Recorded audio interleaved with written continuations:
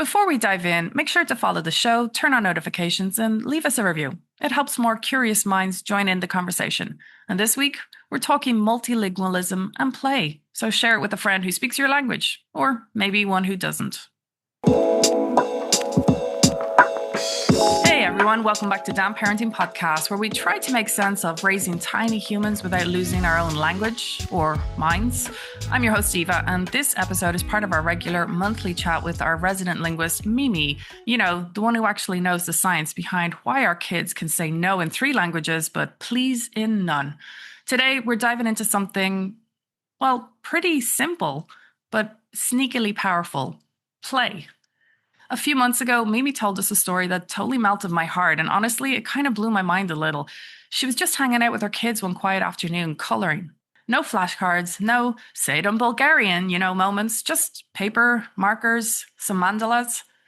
And then her daughter, who usually understands Bulgarian but doesn't really use it, she just started speaking it, like full sentences, out of nowhere, and naturally.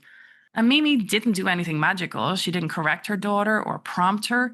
It happened because her daughter felt safe, connected, and like she was steering the moment herself. And that story was such a powerful reminder that helping our multilingual kids find their voice isn't just about giving them more exposure, it's about giving them more connection. So today we're unpacking why play is basically the secret sauce of speech and language development, how it builds bridges between parent and child, and how you can sneak meaningful language moments into everyday chaos without turning playtime into a grammar lesson. Mimi's here to break down the science, share her story, and give us some genuinely doable ways to make language come alive at home. Mimi, welcome back. Hi, everyone. It's awesome to be back. I'm so happy to have you back here. So please tell me you've brought some more parenting wisdom and fewer mandalas this time. Let's get into it, though. You've talked a lot about play being this magical ingredient for connection and language. But for the parents listening, why does play matter so much for multilingual families in particular? Well, first of all, play is, as you said, the secret sauce, but something that is so very ordinary that people forget how important it is. Funny that we're recording this today, because this morning when I was walking my daughter to school and we were running a little bit late, she was like, I'm going to be late for my job. And I said, you're going to school? Yes, I'm going to play. This is my job, to play and learn different things. And she summed it up pretty great, because this is a child's job, to play and learn through playing. We as adults have been conditioned to think that play is just a fun activity. It's like an add-on, or for us, we forgot how to play and we're focusing on the seriousness of life, focusing on adulting. But play is actually the very language of childhood, if you want. And from my own personal experience in my home, but also with all the families that I work with, those simple moments of play, like you said, sitting and coloring or playing dolls or playing with building blocks, they really turn into very rich multilingual experiences. It's happened a number of times at home, and just last night as well, because we were doing some singing and dancing with some Bulgarian songs that my son found very, very boring. And he did everything in his power to explain how boring everything was. But he still paid attention to the lyrics, and we still talked about what they are singing about. And those are old songs from the 80s, So it's a world that is very different to the world we live in now.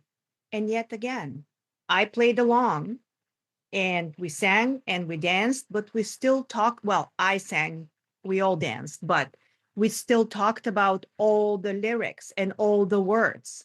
And honestly, I took this as a win. Coming back to the topic of the home language, there is a lot of research backing this up as well. Children are more likely to speak the home language when the moment feels emotionally safe, when they feel connected, when they feel free of pressure. Not just the home language, any language, but because we're talking about the languages at home, that's why I'm phrasing it like this. But because hearing a language in isolation, it's not enough, and it feels almost like fake. It's like, if you think about going to a language course and going to the country, those are two completely different experiences. And when you do this at home when you put language in context. And for kids, play is the ultimate context that you can use it in. And when you direct it to their preferences, of course, and build it around their preferences, you can reap huge benefits from this, because it flows naturally when they feel connected emotionally, when they don't have to think about, am I making a mistake? Am I saying this correctly? Am I using the correct word? It doesn't matter because they feel connected emotionally. So we focus the attention on the shared experiences rather than on mistakes or what vocabulary we're using, because we want them to talk. We don't want them to think too much about it. Something you just said there actually reminds me of a very well-known phrase, I guess. You don't stop playing because you get old. You get old because you stop playing. You really just said, I guess, play isn't just entertainment. It's actually a language workout, but it's just, I guess, with the giggles with our kids. Absolutely. I had a really interesting experience last year. I spoke with a family and I got this question that it just doesn't leave my mind. It stuck with me so deeply because we were talking about home language development because they don't have very many resources where they live for this particular language. And they asked me, so if we focus so much on home language development, how much time is going to be left for uninterrupted and unplanned play? And it really hit me because I realized that something that's so normal to me, a lot of people don't realize, because a lot of people have this belief that language acquisition in the early stages, it needs to be something structured, it needs to be something organized, it needs to be something that is very formal. And this is a big misconception. And we need to completely reframe this notion and think about this as one and the same activity. That's why I always tell parents, refrain from using too many flashcards, or refrain from using too much stuff that doesn't flow into your routine naturally, like reading a book and telling a story and talking about this story, or coloring together, or drawing something and talking about everything that has to do with it, the colors, the shapes, the mix of colors, what it reminds you of. Like anything that you can develop from a story like this is natural and is connected to the activity that you're doing. But anything that's just comes out of nowhere and you start showing, for example, flashcards, I don't want to badmouth flashcards. Don't take it. But this is just an example because I've seen people do it a lot. And it feels like an add-on. It feels like something additional that you're doing. And you don't want to do this. You want to integrate the language exposure into your day-to-day and make it meaningful. Saying things like, look, you picked the red marker again, and red is your favorite. And what are you going to draw? Like, are the ears, are they going to be big or small, or are they going to be pointy, or are they going to be round? Like you can make so much from this and provide so much language exposure just from a little drawing and some crayons, for example. You don't need to do anything that's additional to this, because you have it right there in front of you. And that ties into something I think every parent can relate to, is the difference between repeat after me versus, we're just playing here. So how do play-based interactions actually boost language development compared to like the flashcards, as you say, or structured lessons? It provides exposure that is meaningful to your child, because we always need to think about the fact that what's meaningful to you, it's not necessarily meaningful to your child. And you notice this really, really well when your children grow up. So the more you work around your child's likes and dislikes and interests, the higher the chance that the language you provide would stick. And children need exposure. The brain needs exposure to enough input to figure out how sentences are formed, to amass vocabulary, and to finally start producing in a meaningful way, in an environment that is meaningful to them. They need to have the need to produce language. So when you're in a safe, play-based environment, all those things are met for your child, because you're providing meaningful input that is going to catch their attention, that is going to be interesting for them. It's going to be fun. It's not going to be, like you said, repeat after me and drilling, but rather it's going to be more or less, well, very informal and nonchalant. For you, it might not feel like work, might not feel like you're doing something, but for them, it's going to be huge. So, for parents who want to make that magic happen, what are some practical ways to sneak in those home languages into playtime without making it feel like a lesson? Well, maybe a lot of parents will not like this, but you can start by giving the power to your child and taking a step back. Let them pick what they want to do, what they want to read, what they want to engage themselves with. And I know I have a huge problem with this sometimes, especially with book choices. And I have an idea of a book that we need to read, something that's going to be really cool and super interesting, and it's going to provide a lot of vocabulary. My kids have a completely different idea. So we need to take a step back and give them the power to choose, to follow their lead and be interested in what they're choosing. They're choosing a blue crayon or a red crayon and, drawing clouds with red, for example. Talk about it. Ask them why. Try to ask as many open-ended questions as possible, not a yes or no questions, but questions where they need to give you a full sentence. Don't correct them. Let them talk and give them prompts, because sometimes maybe they won't be able to articulate everything that they want to say. So help them out. Why is it this? Is it maybe this, or is it this? What do you think? Different things that can help them, little phrases or little bits of vocabulary.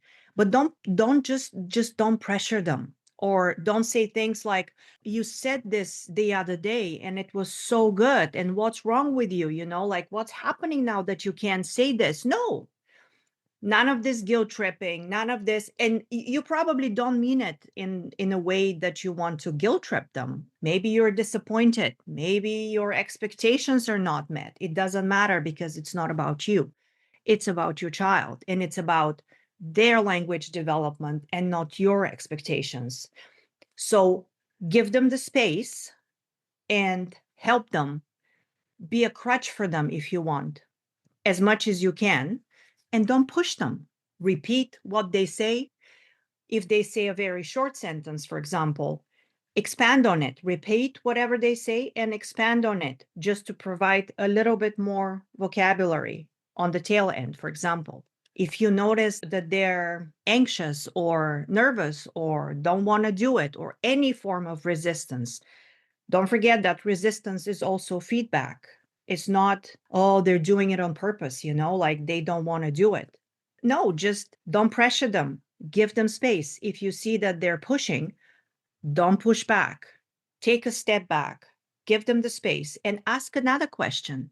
I digress a little bit, and we can talk about this on a different occasion, but I feel very, very deeply about those topics, because I see a lot of people pushing, and it doesn't bring much. It doesn't yield any results. Just the opposite. The more you push, the more the person retreats, and you don't want this. You want them to feel safe, and you want them to feel that they can do this. You want to motivate them and feel them proud of themselves. It should be about connection. It should be about joy and excitement, rather than, oh my gosh, I'm nervous. I don't know this word. My mom or my dad are going to scold me. I better not say anything because I'm going to make a mistake. And you don't want this.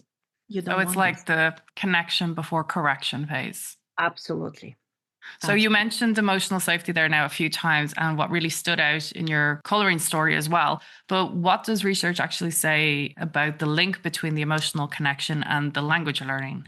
Well, the short answer is that emotional safety lowers cognitive defenses. It makes language experimentation easier, more natural, if you will. It feels more natural, if you want to. We can put it like this as well. It makes it more rewarding. And children want to communicate with people. Children are so perceptive. I feel like we don't give them enough credit for this. They want to communicate with people who make them feel safe, who see them, who hear them, who respect them, because they have their own opinions. And because sometimes we don't think they're important enough, it doesn't mean that they're not important to them. So we need to also perhaps give them the impression that we want to learn from them, that they have something to say that is important to us, and we want to learn and truly hear them. And I find this is especially important for multilingual kids because they often feel caught in between those worlds they live in. You have the home language, you have perhaps the other home language, and then you have the community language. Sometimes you're schooled in another fourth language that is different than all those languages. And each language comes with a number of requirements, a number of things that ways you need to behave, you need to show up in a certain way. And it's difficult for us adults. And you can imagine what it must be like for kids.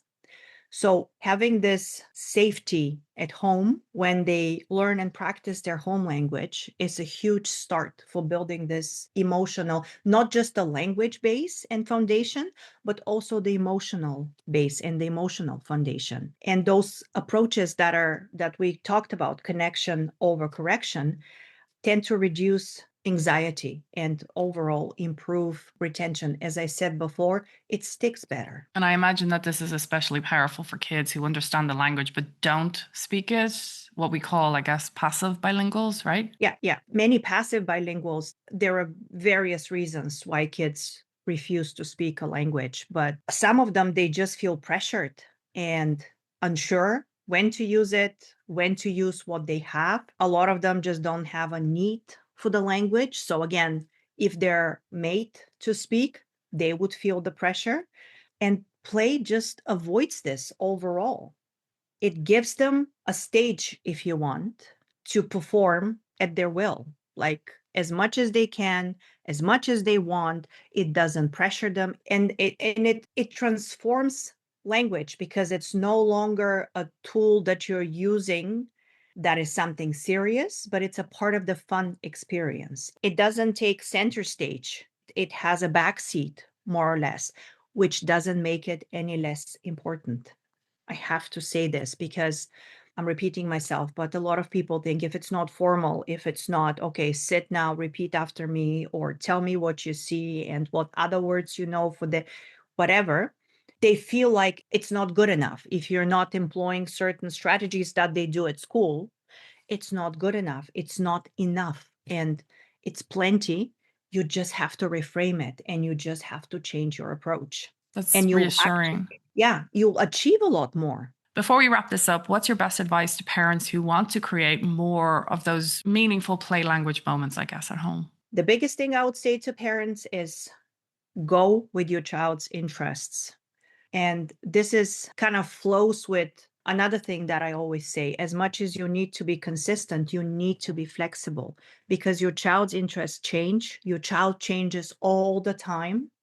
And if you want to provide meaningful exposure that's going to contribute to their language development, go with their interests, observe them, talk to them, ask them questions, because their interests change, their likes and dislikes change, their friend circle changes. Just talk to them. You talk to your child all the time anyway. So use all this information. I like to say utilize it for your own purposes regarding language development. Let them choose what they want to play with. Let them choose what show they want to talk about. You know, there are a lot of K-pop things, for example, that my daughter is very interested in, even though she is 6. I'm not sure if that's the right age for it, but I'm not judging. I'm just talking to her about it. And she doesn't have all the words. And I help her, but I go with this interest, even though it doesn't interest me. But it is what it is. If you want to provide meaningful exposure, that's my number one thing that I would tell parents: focus on your child's interests, because this way it will feel more natural. It will feel more engaging. Mirror what they say.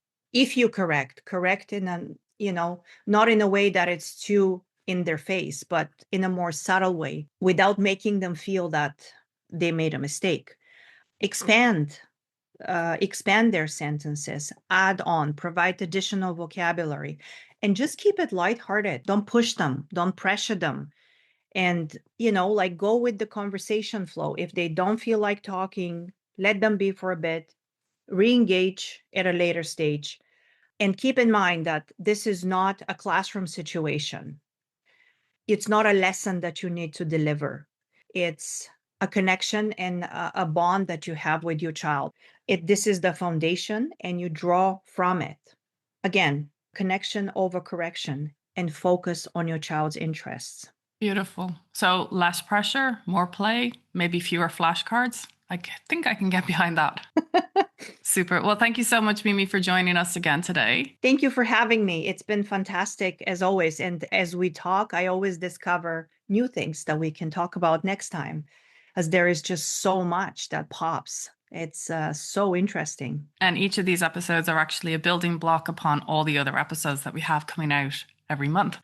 So that's a wrap for today's episode on Damn Parenting. We've talked about so much good stuff, how play builds real connection, how it helps multilingual kids actually use their languages, home or societal, and how it less is about drilling words in and more about creating safe, joyful, and everyday moments where language can just flow. So big thank you to Mimi, our resident linguist and the voice of calm reason, for reminding us that connection always comes before correction, and that sometimes the best language lessons happen with crayons, not textbooks. If you've got a question about your own multilingual journey, or you had one of those "they finally said it" moments, we'd actually really love to hear from you. You can reach out to us on Instagram or drop us a message through Spotify or even an email. All the links are in show notes. And hey, if you like the episode, hit follow, share it with another parent who needs a reminder that play really is enough. And leave us a quick review. It helps more parents find the show. Until next time, keep playing, keep connecting, and keep doing the damn parenting thing. See you next time.